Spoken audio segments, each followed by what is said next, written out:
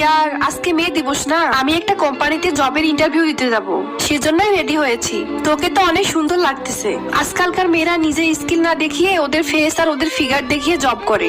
আচ্ছা ঠিক আছে, আমার দেরি হয়ে যাচ্ছে, আমি গেলাম। All the best.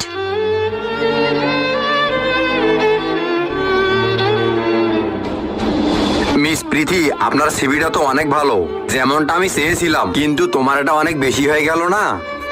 অনেক বেশি মানে? এর মানে এটাই মিস প্রীতি, তুমি তোমার বুকের মধ্যে ফ্রুটস ঢুকিয়ে দিয়েছো। সো তোমাকে তো দেখতে সুন্দর লাগবেই। সো তুমি যেটা করেছো না, সেটার জন্য তোমাকে চাকরি দেবো না। স্যার, আপনি কিভাবে জানলেন আমি এগুলো করেছি? আমার কাছে তোমার বান্ধবীর কল এসেছিল। হ্যালো। স্যার, আমার কাছে একটা ইনফরমেশন আছে।